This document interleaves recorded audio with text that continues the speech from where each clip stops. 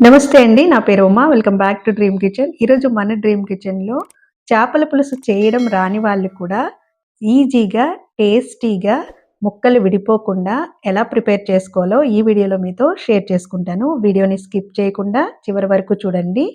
నేను చెప్పిన పద్ధతిలో గనక మీరు ప్రిపేర్ చేశారంటే ఎంతో టేస్టీ అయిన చేపల పులుసుని చాలా ఈజీగా ప్రిపేర్ చేసేసుకోవచ్చు. ఇప్పుడు సంక్రాంతికి వచ్చే అల్లుళ్ళకి మాత్రం ఈ స్పెషల్ చేపల పులుసుని సర్వ్ చేయడం మాత్రం మర్చిపోవద్దు. మీరు కూడా తప్పకుండా ఈ రెసిపీని ట్రై చేసి మీకెలా అనిపించిందో కామెంట్ రూపంలో తెలియచేయండి.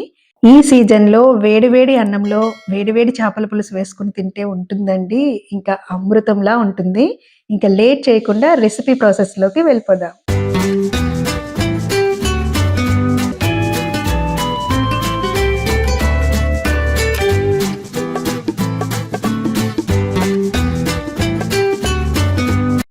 ముందుగా చేప ముక్కల్ని శుభ్రం చేసుకొని ఒక గిన్నెలో వేసుకోవాలి. చేప ముక్కల్ని చాలా ఈజీగా జిగురు లేకుండా, నీచు వాసన లేకుండా ఎలా శుభ్రం చేసుకోవాలో ఆ వీడియో లింక్‌ని కూడా ఈ వీడియో కింద డిస్క్రిప్షన్‌లో ఇస్తాను.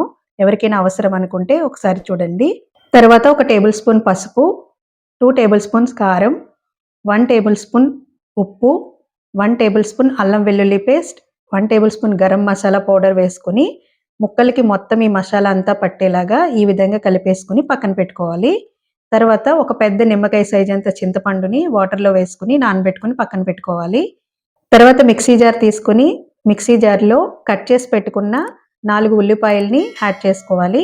తర్వాత ఒక టేబుల్ స్పూన్ పసుపు, 1 టేబుల్ స్పూన్ కారం, హాఫ్ టేబుల్ స్పూన్ సాల్ట్, 5, 6 వెల్లుల్లి రెబ్బలు కూడా యాడ్ చేసుకొని ఈ విధంగా గ్రైండ్ చేసుకొని పక్కన పెట్టేసుకోవాలి. కన్సిస్టెన్సీ అనేది ఇలా వచ్చేలాగా గ్రైండ్ చేసుకోండి. వాటర్ యాడ్ చేయవలసిన అవసరం లేదు. ఈ గ్రేవీ వల్లనే మనకి పులుసుకి మంచి టేస్ట్ వస్తుందండి. తర్వాత స్టవ్ వెలిగించుకుని బాండ్లీ పెట్టుకుని ఆయిల్ వేసుకోవాలి. ఆయిల్ హీట్ ఎక్కిన తర్వాత హాఫ్ టేబుల్ స్పూన్ పసుపు, 1 టేబుల్ స్పూన్ కారం, half table spoon salt add చేసుకుని ఒకసారి ఇలా కలుపుకున్న తర్వాత కొంచెం కరివేపాకు కూడా యాడ్ చేసుకొని ఫ్రై చేసుకోవాలి. కరివేపాకు ఫ్రై అయిన తర్వాత ముందుగా మనం ప్రిపేర్ చేసి పెట్టుకున్న ఉల్లిపాయ పేస్ట్ కూడా యాడ్ చేసేసుకోవాలి. 1 మినిట్ వరకు ఈ విధంగా కలుపుకుంటూ ఫ్రై చేసుకోవాలి. ఇలా ఫ్రై చేయడం వల్ల ఉల్లిపాయలో ఉన్న పచ్చి వాసన కూడా పోతుంది. చూసారు కదా! కొంతసేపటికి మనకి కొంచెం గ్రేవీ ఇలా దగ్గరికి పడిన తర్వాత ముందుగా నాట్లు పెట్టుకున్న పచ్చిమిర్చిని యాడ్ చేసుకోవాలి. మనం చేపల పులుసు కానీ ఏదైనా పులుసు ప్రిపేర్ చేసేటప్పుడు పచ్చిమిర్చిని ఇలా కాయల పలంగా వేసుకుంటేనే మనకి మంచి టేస్ట్ వస్తుందండి. అలాగే తినేటప్పుడు పంటికి తగిలి కొంచెం స్పైసీగా ఉండి ఆ టేస్ట్ చాలా డిఫరెంట్‌గా ఉంటుంది. మీరు కూడా తప్పకుండా ట్రై చేయండి. తర్వాత ఒక టేబుల్ స్పూన్ అల్లం వెల్లుల్లి paste, garam masala paste. Garam masala paste అంటే చేపల పులుసులో ధనియాలు, జీలకర్ర పేస్ట్ చేసి వేసుకున్నాను.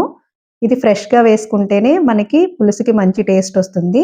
తర్వాత మనం ముందుగా ప్రిపేర్ చేసి పెట్టుకున్న చేప ముక్కల్ని యాడ్ చేసేసుకొని ఎక్కువ కలుపుకోకుండా ఇప్పుడు నేను చూపించే విధంగా కలుపుకొని మూత పెట్టేసుకొని ఒక 2 మినిట్స్ మగ్గించుకొని ముందుగా మనం ప్రిపేర్ చేసి పెట్టుకున్న చింతపండు పులుసు అలాగే వాటర్ కూడా వేసుకోవాలి. కన్సిస్టెన్సీ అనేది ఇక్కడ నేను చూపించే విధంగా మీరు వాటర్‌ని యాడ్ చేసుకోండి.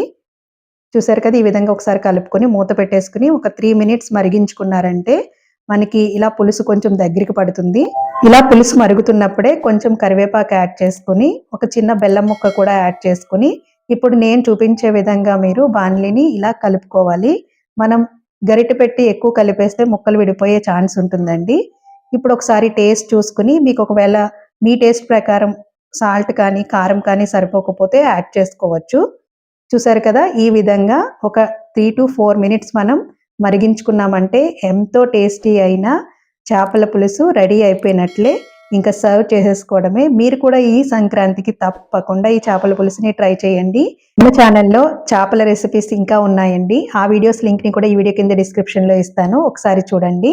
మరెన్నో quick and tasty fish recipes కోసం మన ఛానల్‌ని సబ్స్క్రైబ్ చేసుకోవడం మాత్రం మర్చిపోవద్దు. Thank you for watching.